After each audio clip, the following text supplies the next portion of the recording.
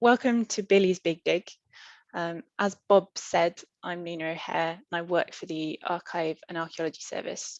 We're part of Worcestershire County Council and I've been the project officer, as I'm sure many of you know, for the Small Pits Big Ideas project.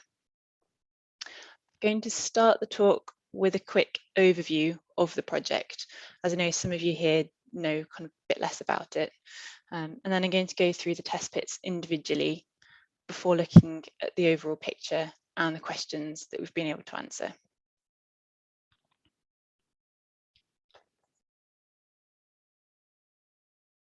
Small Pits, Big Ideas 2. There was a pilot project before it, which hence why it's part 2. It's a community archaeology project researching rural medieval settlements in Worcestershire. We're digging test pits across 6 locations. The first of those was Beoley, and the dig was in the autumn. There was a second location that was dug in the autumn as well, and the other excavations are this spring, summer coming. All of these will be followed by finds analysis afterwards, and then early next year there'll be an exhibition that will draw all of these together. We're specifically looking at villages that have a medieval origin but are still lived in today.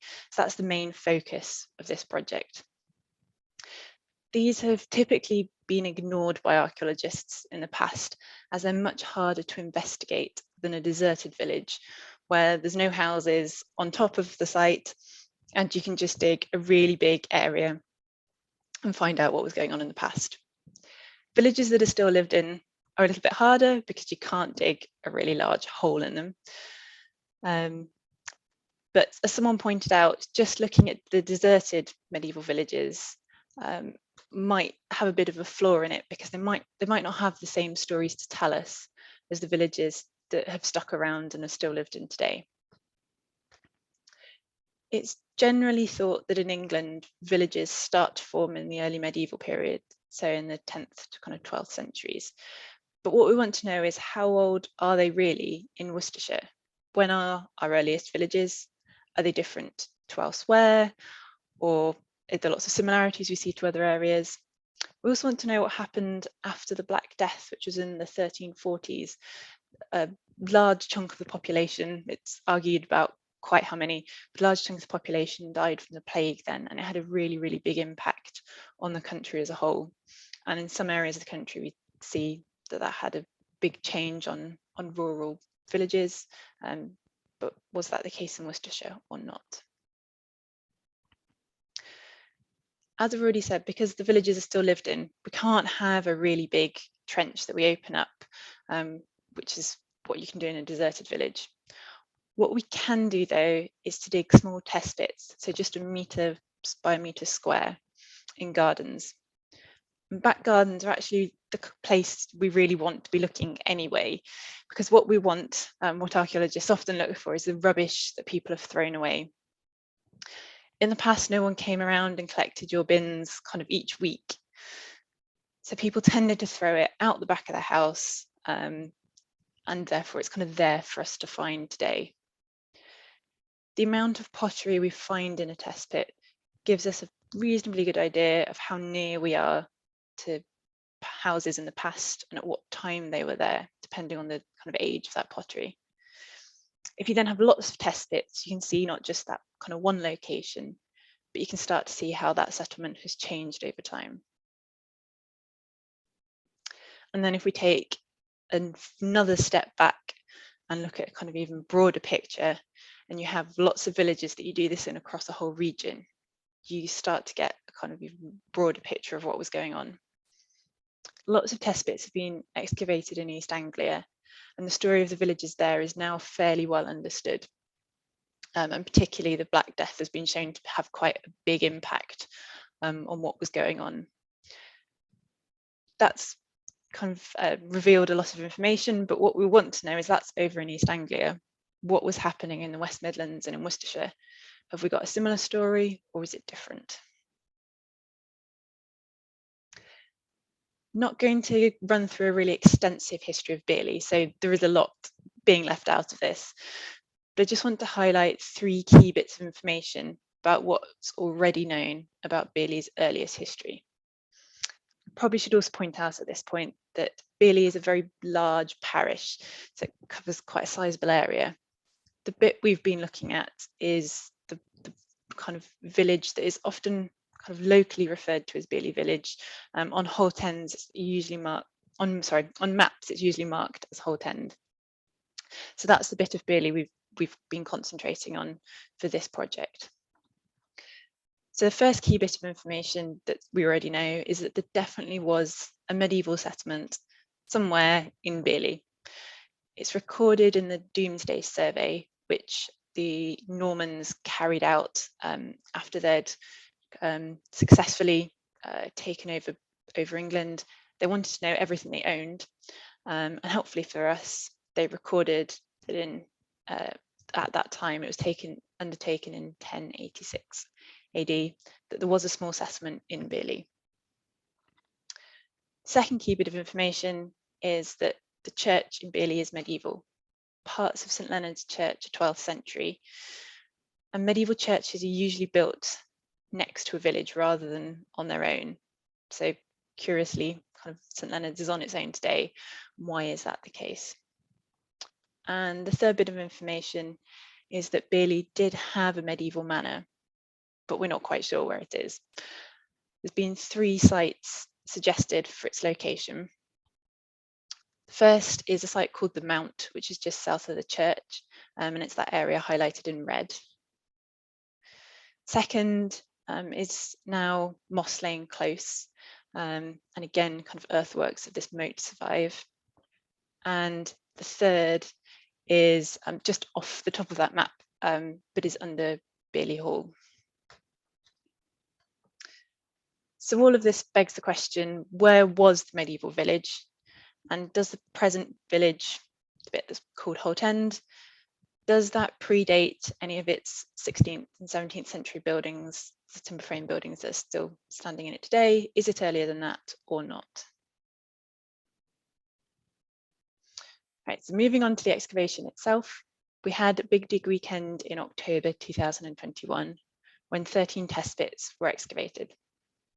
56 people took part in these, and most of the test pits reached the natural. So the underlying geology that was formed thousands of years ago, it doesn't contain any archaeological finds except those from kind of the deepest prehistory. So when we get down to the natural geology, this means that we know that the oldest layers of archaeology have been found, and we're not missing any earlier clues. So if that test pit has got down to the natural and we haven't found any medieval pottery or whatever date, it's not because we've missed it, it's because it wasn't there to be found. So here you can see where all the test pits were. Each one's marked by a red dot on that map. As you can see, we had quite a good spread across the village and 2 up by the church as well. So I'm going to run through each test pit in turn now, and I'm going to start up by the church and then kind of work my way east, kind of across, kind of going left to right across that map. So test pit 1 was up at the Vicarage, which has kind of parts of it, the core of it, thought to be 16th century. We expected to have some medieval finds up here because the Vicarage is fairly old and the church is medieval. What we expected to find isn't necessarily what we did find, though. We didn't have any medieval pottery at all from up here, and the deposits here were quite shallower than we expected to find. So it may be that some of the archaeology here has been lost through kind of building work or kind of landscaping around the Vicarage. What we did find, though, was a brick wall, which you can see in the photograph there. It's quite roughly built together, and is probably some sort of garden feature rather than from kind of a more substantial building. We also had part of a cup that's from the 16th, 17th century. It looked a little bit like the one in that photograph. That unfortunately is not the one we found. It wasn't that complete, it was just little bits of it.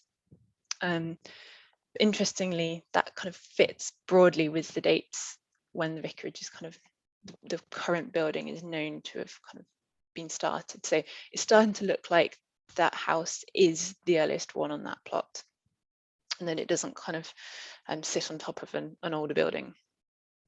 We had another test pit up at the vicarage on the other side, where we started to get a similar story. So this photograph here is as it was found, came out of the ground and all muddy, a little bit of a handle from a similar cup to the one on the last slide. This one wasn't probably quite as old, but it's a lovely photograph and a lovely find. So I just wanted to show that here. So as you can see from the photograph, this test pit, which slightly confusingly was called test pit 8 rather than test pit 2, but this test pit was really, really deep, unlike the other one, which was actually quite shallow. So this was just around the other side of the vicarage in their garden. The vicarage garden slopes quite steeply, so it may be that they were trying to kind of build up the level of the garden a little bit because it has had quite a thick layer of building rubble in it. So kind of the opposite story to the one we had at the back of the house. There were a lot more finds in this test pit, and there was quite a nice selection of household items from kind of the late 17th to 18th century onwards. The photograph on the left shows a selection of these. So at the top, there's some bits of 18th century stoneware from kind of bowls and tankards, a bit like the one at the bottom, which is whole. Then moving on to that bottom row, there's that little handle from a cup. Handles are always nice things. You can imagine someone holding them.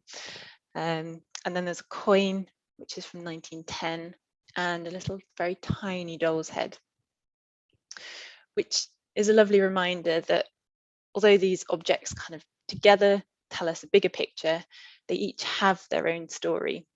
And it just makes me wonder who was the child who had the doll, and whether it was much loved or if it was perhaps a bit neglected and lost one day in the garden. So moving down the hill to Beoley First School, that's where we kindly had permission to put our second test pit, which was on their playing field, as you can see in the photograph. The school's late Victorian, and it's built over an area where it's previously thought it was just fields. So the historic maps we have of Beoley, which go back to the 1840s, they just show this area as fields until the school was built. So we don't know of any kind of historic houses in this area. As you might expect, we found quite a bit of rubble from the school being expanded. Amongst that, though, we found a little bit of writing slate, which is photographed there. The lines are quite faint, so hopefully some of you can make out in the photograph that it's got about 3 rows of lines on it. So these are obviously we think of as being kind of Victorian schools, what was used kind of before kind of paper exercise books. But they were in a lot of schools used into certainly the 1920s and 30s, and in some cases into the kind of 1950s and 60s. Some schools kind of after the Second World War were struggling for funds, that they kind of kept hold of these. So this may be something from quite a while ago, or it may have been written on by children kind of much more recently. Intriguingly here as well, though, given that we don't know of any historic houses right nearby, there was a small amount of Victorian china and 2 older little bits of pottery from the 18th century. So there's hints kind of coming up from this test bit that actually there were people not immediately on this site, but not too far away, probably from the 1700s onwards. And then kind of straight over the road, test pits 3 and 4 were in the Parish Field. So you can see on that map there, the Parish Field is the area marked in blue, and they're kind of marked as blue dots. So this area kind of has, and as far as we can tell from historic maps, always has been a field. It is next to Holt End Farm, though, which is thought to have been 19th century. It's not there as a farm anymore, although the barns are still there, which by test pit 5. So we're intrigued to know, given that the Parish Field seems to have more recently always been a field, if that was the case kind of further back in history as well. So the answer to this was that these 2 test pits did find bits of building rubble and pottery from the 18th, 19th, and 20th centuries. There wasn't large quantities of pottery that were found, so this isn't necessarily evidence of people living right on the spot, but it does suggest that that farm may well be older than we thought, that it's perhaps a little bit older than the 19th century and been around a bit longer. And a particularly nice find that I just wanted to show you was from Test Pit 4, so the one on the kind of east side of the field. And it's something called yellow mocha ware. It was made from the 1770s to about 1900. The bit on the left is the bit we found, but it would have been something a little bit like that photograph. So they made lots of bowls and jugs and other things as well. But it's the sort of thing you can imagine seeing in someone's house and someone using, which is really quite a nice find. Test Pit 5 was by the Barns of Holt End Farm, which is now a house.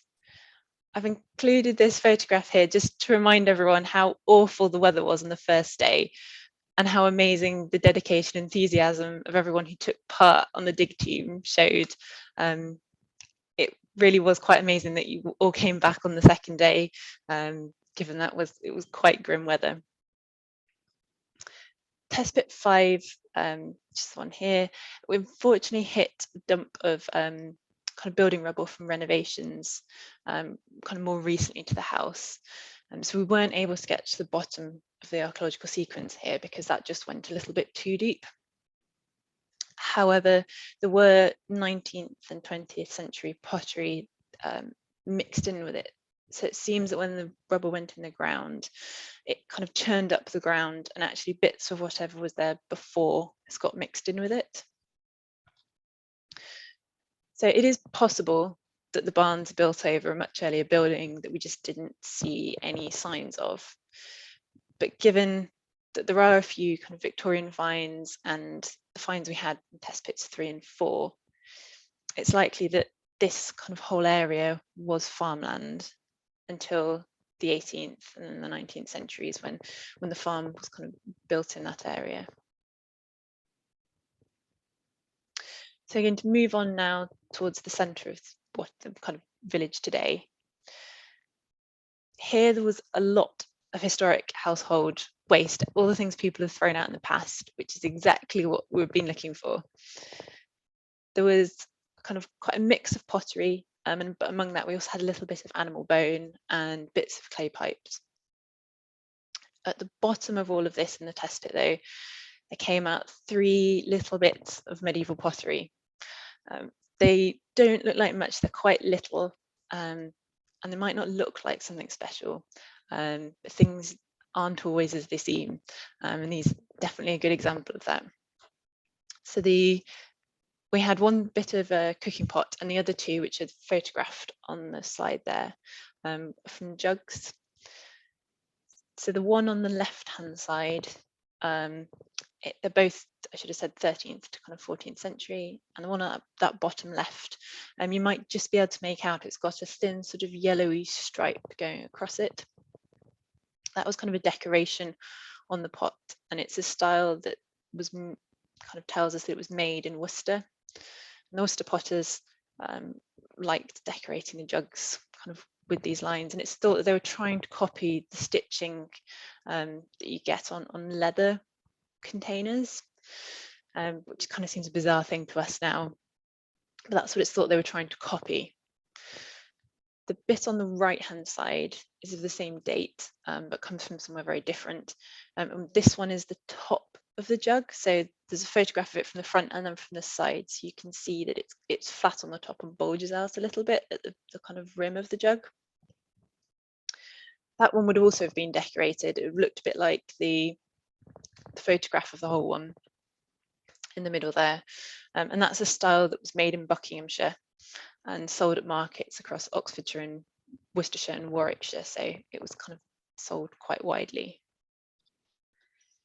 So after we had several test pits with no medieval pottery in at all, it was a bit of a surprise to find medieval pottery out of this one.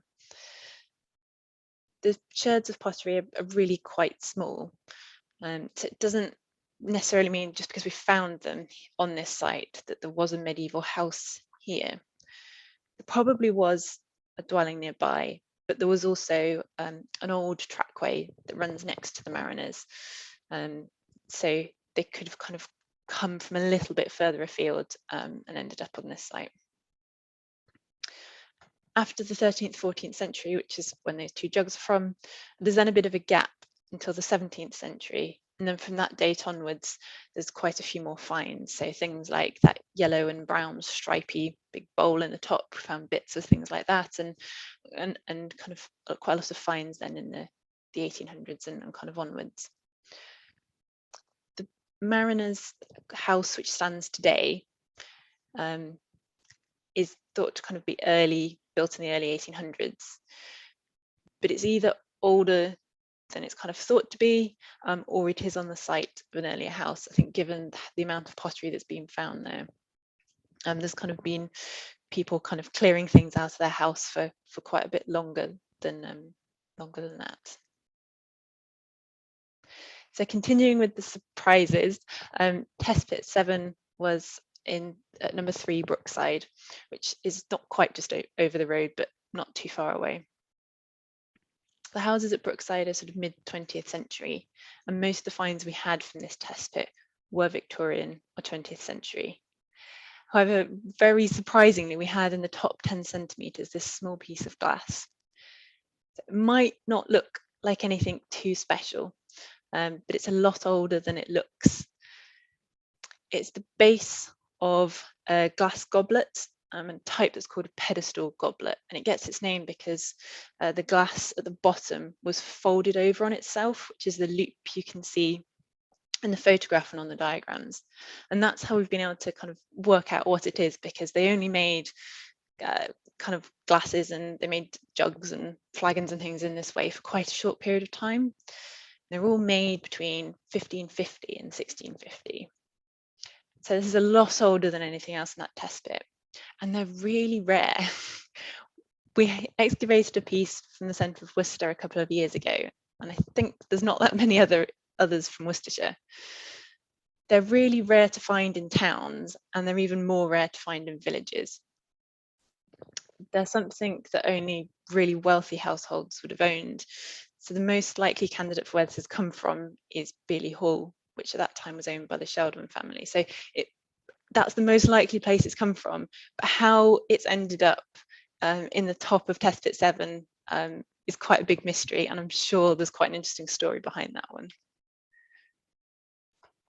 So we're going to move up Holt Hill now to the Gables, which was built, the house there was built around 1900. And it's alongside a footpath that was thought to have been used by the congregation going up to the Methodist chapel that's on Holt Hill. There's very little found here, and so it seems that people walking along the footpath were being good citizens and not throwing lots of rubbish away. But the few finds we did have were from the late 18th century onwards, so we didn't really have any earlier finds than that at all. So initially, kind of a lack of finding things can seem really disappointing, but it's quite intriguing given where test pit 9 is, because it's quite close to that kind of possible medieval moat site in Moss Lane. If that was a medieval settlement, which we'll kind of come on to in a minute, you might expect that there would be kind of a cluster of medieval buildings around it that might extend down Holt Hill. And that doesn't seem to have been the case. We'd probably have had some hints of it in test pit 9 if that had happened. So if we move on to Moss Lane Close itself, as I've just mentioned, it's thought that there was kind of a moat here. There's houses now, they're built sort of in the 1950s, and they're inside what looks like a square medieval moat.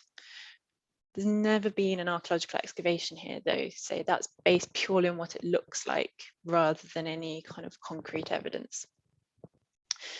So we're really lucky to have 2 test pits within the close that were on opposite corners. And the first one, which is test pit 10, did contain some medieval roof tile, which was a really exciting find to have, because this is the first confirmation that actually this could be what we think it is. So the medieval roof tile, I know it doesn't look quite as exciting as it perhaps sounds. The 2 bits on the left of the photograph are medieval, and then just like a little bit of a roof tile. The bit on the right, the much bigger bit, is either late medieval or kind of 15th, 16th century. Not all buildings of this date would have had tiled roofs, so that does suggest kind of a more important building and that it had tiles rather than being thatched.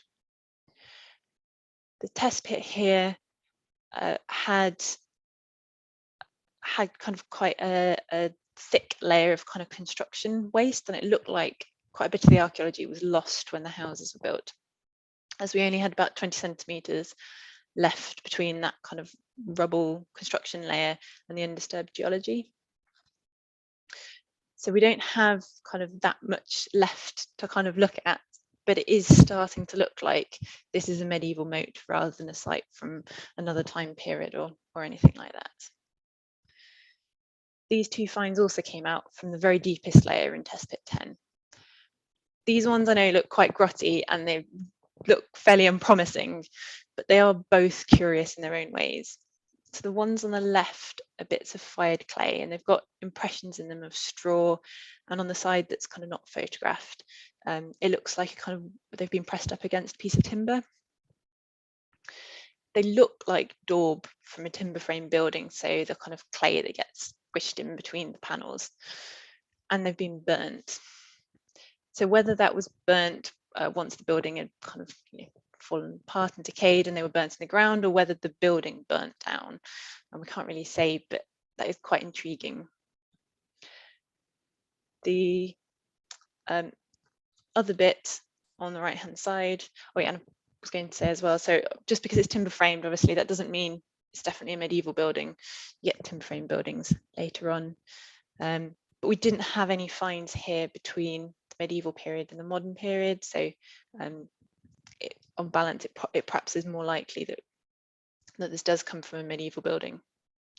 The bit on the right is a piece of iron slag, so this is waste either from kind of smelting the metal to get it out of the ore in the first place, or from working it into kind of a tool or a shape. It's really, really heavy, and it looks like it's come from the bottom of a blacksmith's hearth, this particular piece, which is little bits that get accumulated kind of over time as blacksmiths kind of work on the metal. Because these are so heavy, they don't usually move very far from the smith's workshop. So the 19th century blacksmiths in Beoley isn't actually that far from Moss Lane Close, so it could have come from there. But it could also be that there was a blacksmith actually working inside the moated area. It's not possible to date this, unfortunately, which is a bit of a shame, but it is intriguing that there's kind of perhaps a bit more going on, and kind of hints of sort of other trades and industries, not just houses going on. So test pit 11 was in the northeast corner of the moat, so it's those red dots on the map, the test pits 10 and 11. Also had a bit of medieval roof tile from here, along with some fragments of medieval cooking pot that again were kind of 13th to 14th century. They're the bits that are photographed on the left. They look really grotty because they've been rolled around a lot in the ground. So again, in this test pit, we saw that actually when the houses were built, the soil has certainly been churned up quite a bit. And again, probably quite a lot of the archaeology has kind of been lost when the houses were built. The evidence for medieval kind of archaeology on this site is growing though. And not just anyone would have built a moat. You needed quite a lot of money to do that. And it tends to only be kind of manor houses and hunting lodges that have moats around them. Yeah, so it's not just an ordinary house that's going to be inside this moat. If it is medieval, it's something kind of much more kind of high status and kind of something like that going on. Something else that's worth mentioning from this test bit, which I can put on the slide as well, is that there was a tiny bit of Roman pot found here. So when I say tiny, I do mean that it's about the size of a fingernail. So whoever spotted this, really well done. It is quite tiny, and well done to whoever watched it too. We know that the Romans passed through through Beoley and kind of the general area, because just west of the church is Icknord or Ricknord Street, and Moss Lane itself is thought to be a Roman routeway. So it wouldn't really be a surprise to find a Roman settlement in this area. However, Romans have lots of pottery on their sites. Pottery was quite cheap in Roman times, so they used lots of it. You're not usually in any doubt when you're on top of Roman site, because you usually have it pretty much coming out your ears. There's usually a lot of it around. And the fact we've got some says that the Romans are definitely passing through here, but it's such a tiny bit that it doesn't mean that we've got a settlement. It's really just kind of a calling card that says that the Romans were here and they were passing through. We're going to move on now to the east end of the village, which is around the end of Beechfield and Beoley lanes. Testpit 12 was in the garden of Westside Cottage, which is Victorian. We had a reasonable amount of pottery from here, along with bits of building material and glass bottles as well. We had quite a nice whole glass bottle. There are hints among the pottery of kind of 17th and 18th century occupation being kind of somewhere nearby, but there's not a lot of it. The garden is next to a field that's still got ridge and furrow in it, which is the kind of the wavy sort of up and down surface you get from ploughing. So we usually think of this as being medieval ploughing that caused these kind of ridges and furrows across fields. It can be a bit later though, and it's not always medieval, but it is historic ploughing. The fact that we've found these little bits of 17th and 18th century pottery, but not lots of it, and they're quite smallish bits, suggests that actually they perhaps have come from this ploughing. In the past, a lot of kind of household waste would sometimes get dumped on the manure heaps that then got spread over fields. So over time, fields tended to kind of accumulate a thin scatter of pottery across them. And the ridge and furrow kind of looked like it probably did extend into the garden at some point before it was a garden of the cottage. The fact that we found pottery of that date but not medieval pottery starts to suggest that actually that ridge and furrow isn't medieval, that it perhaps is a bit later on, sort of more 17th, 18th century, as we would perhaps expect to find a bit of background scatter of medieval pottery as well if it had been ploughed from that date onwards. The photograph on the slide is of some of the more unusual pieces of pottery we had. So that large kind of khaki coloured piece is quite striking, and it's probably not many people's cup of tea. It's got like lots of little bits of clay pressed into the surface. The outside's really, really rough. It's a style that was popular around 1800. And the other two bits have writing on them, which is quite nice to kind of try and work out what they say. The one at the top has letters in gold, and it says itch, which I think probably is from Redditch. So I kind of intrigued to know what was that from? Was it from some sort of cup or kind of teapot, even some kind of commemoration, something around Redditch? And then last, but by no means least, we get to test pit 13, which was at Longfield. So Longfield is partly a timber frame building. It's thought to be 17th century, and it's recorded as the last kind of historic bit of Clifford's farm. We had the largest collection of finds from here. There were 262 in total, which is quite an impressive amount. A good chunk of these were bits of building material, but the test pit seems to have hit quite a thick layer of everything that was cleared out of the house over several centuries. So kind of similarly to what we saw at test pit 6, we've got quite a good range of finds here from the 17th century onwards.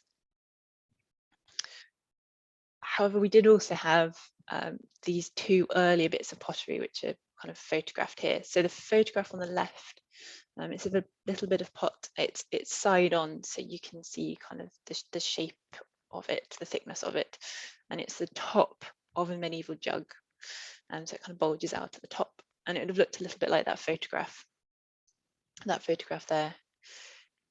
like the ones from test pit 6, it's also kind of 13th, 14th century and would have probably had some decoration on it. The style of it tells us that it was made in Birmingham, in an area called Derrit End, and that's probably where it came from. And it's interesting that some of the earlier finds we've got from Beoley, they're not all Worcestershire. Some of them are kind of more Warwickshire, Birmingham way, that actually Beoley is kind of in between and probably had links in both directions. The bit on the right hand side is a little bit later. It's probably 15th, 16th century, and it's from a cup. What's really interesting about this one is that it's been burnt. So it had a glaze on it, which is then bubbled and cracked when it was in the fire. So it could be that this happened when the pot was actually made and that something went wrong with it being fired in a kiln. But we've got 2 other burnt bits from this test bit. So it may also be that there was a fire on the site, so probably a bonfire rather than anything more dramatic. And just quickly, I want to show you some of these other finds. There's some very nice bits of 17th, 18th century, something called slipware, which is that stripy yellow and brown piece in the top right hand corner. We also had some little bits of that from test pit 6 as well. For those of you who came to see the display we had in the church, we talked about possibly having a cloth seal from test pit 13. So that's the little piece in the bottom right hand corner, the one photographed with the scale. So cloth seals are little bits of lead that were fastened to bolts of fabric before they were sold. They can sometimes be quite fancy, like the photograph kind of there next to it.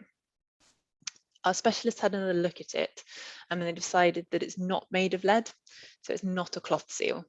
But unfortunately, we're now not sure what it is, which is sometimes the way with finds, that you're not able to kind of work out what everything is. And then the last thing I wanted to show to you is a piece of window glass, which is what's on the left-hand side. So this would have been clear originally, but some glass, when it's left in the ground for a while, starts breaking down and it gets kind of metallic, so you can't see through it properly. This bit in particular, we know is from a window because it's really flat and really thin, but it's a lot more metallic and kind of degraded than other bits of window glass we found. And whilst we can't be certain, because it's hard to accurately date this kind of glass, it looks like it's from pre-1800, so pre-Victorian, which is really interesting because before 1845, windows were really heavily taxed and they're quite expensive. So quite a lot of households, particularly in towns, did have glass windows, but it's interesting to find it here on a rural site. So it perhaps suggests that actually this farm was wealthier than we might think, or it might just be that actually the picture we have is perhaps a bit different to what kind of the reality was like. And importantly, we've only been able to do all of this, be able to identify and date the finds, because we had a wonderful finds team who cleaned and sorted and marked everything first. So very many thanks to them. So if we put all of this together, this is the picture that we start to get. So firstly, the test pits that had medieval pottery in, so they're kind of in 3 clusters, really quite spread out. We then had that one test pit which had a very interesting bit of glass goblet. Then there's the test pits up at the Vicarage and down at the far end test pit 12 that had some 17th and 18th century finds kind of in them. And then the others which kind of from the 18th century onwards, or kind of the finds we had from those. There's a couple of questions that we hope the test pits would answer. The first one being, where was the medieval village of Beoley? The first thing to say is that actually we found surprisingly little medieval pottery. If Beoley had been a neatly planned, concentrated kind of village like the one in the picture, we'd probably expect to find quite a bit of medieval pottery from quite a lot of the test pits. The fact that we didn't find very much, that doesn't necessarily mean we were looking in the wrong place. I think it just means that we had perhaps the wrong expectation of what medieval Beoley looked like. because we did have medieval pottery from kind of three different locations that quite spread out. I think what this is suggesting to us is that medieval Beoley was a dispersed settlement with lots of little clusters that was spread out over a wide area. So a farm and a couple of houses by it, and then quite a distance before another little group of buildings. So that actually that's probably what it looked like, rather than being a village as we might picture it, with kind of a village centre with all the houses quite close by. Something just kind of interesting to kind of flag up is that these dispersed medieval settlements are more common in wooded areas, and the Domesday record for Beoley does record quite a lot of woodland in the parish. So it's not something that always happens, but it's just interesting that that seems to be kind of the case here. Second question we're interested to know about is, why is St Leonard's Church up on the hill and the village is at the bottom of the slope? Because you expect village to be by its medieval church. We wondered at the start of the project if the village had kind of gradually moved down the hill over time, which happens in some places, or if perhaps there'd been two villages, one up by the church that has since disappeared, and a second one down kind of in kind of the present village. As we now suspect that actually medieval Beoley wasn't like that. It didn't have one concentrated centre, but was a scatter. Probably wasn't an obvious place to put the church. In the absence of having a kind of village centre to build the church by, the builders probably went with the place that they felt was best to put a church. And in the medieval mind, that meant being on higher ground, because if you're on the top of the hill and higher up, you were literally closer to God by being on higher ground. So that probably kind of explains why they picked there over kind of being somewhere else. The last key question we had about medieval Beoley is actually, where is the manor? Moss Lane Close is certainly looking like probably the best candidate at the moment. It seems to be a medieval moat. Medieval moats aren't built around any house. It's almost certainly got to be a manor house or a hunting lodge, something important. It's also quite tempting to fit that bit of burnt daub from building with a reference that Beoley Manor burnt down in 1303. So that kind of fits, that 1303 fits in nicely with some of the pottery we found. And it's just intriguing. They had a fire at the manor, and then we've got bits of a burnt building, perhaps.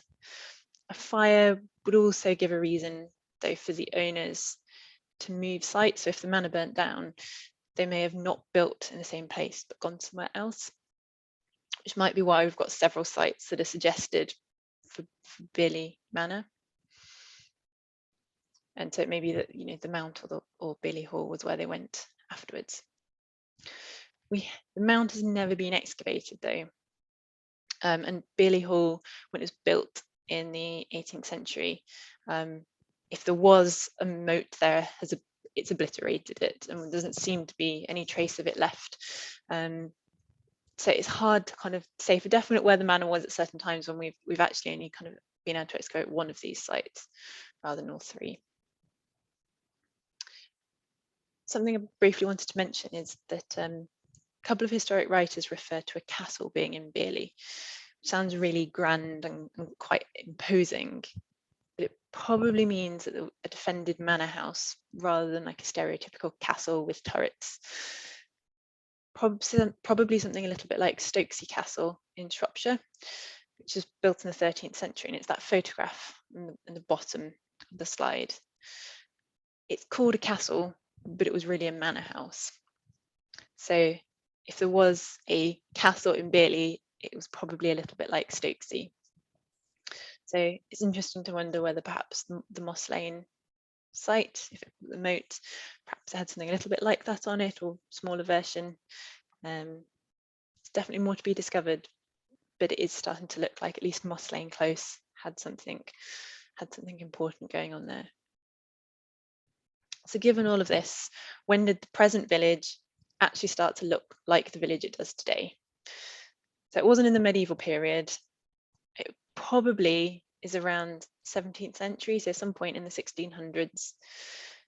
And doesn't look like there was a sudden shift. I don't think there was one particular point in time when they suddenly went, let's build, the village and let's make the village centre here. Probably gradually though, over time, that farms started to be kind of strung out along Beoley Lane with cottages between them. And then over time, these gaps gradually got filled in. So that's been a bit of a whirlwind trip around all 13 test bits and about 800 years of Beoley's history. So couldn't fit everything into this, but hopefully it's given you an essence of the stories that have started to be unearthed. If you'd like to find out more about it, the dig report will be published online at the end of next week. So if you keep an eye out for it on our website and our social media, you'll hear about it there, and we'll send a list out, an email out to the mailing list as well. There'll also be a touring exhibition in early 2023, so the beginning of next year, that will bring together the stories from all 6 locations that Small Pits Big Ideas has been investigating. So if you want to hear about that and about the report, but you're not on our mailing list and you didn't take part in the dig, if you drop us an email, we'll make sure that you get added to that, and you'll hear about both of them. And the last thing I wanted to say is a huge, huge thank you to each and every one of you who took part in digging, the finds team, hosting a test pit, because you've made this all possible. So your enthusiasm for this has been really infectious, particularly given some of the really bad weather we had. But you should be really proud of what you've achieved, as the dig has added a new layer to our knowledge of Beoley and the rural settlements in Worcestershire. And once we've been able to excavate and have other big digs in other villages, it will become part of a bigger story, and hopefully one day part of a kind of Worcestershire and West Midlands story kind of once again. So thank you ever so much. Thanks for listening.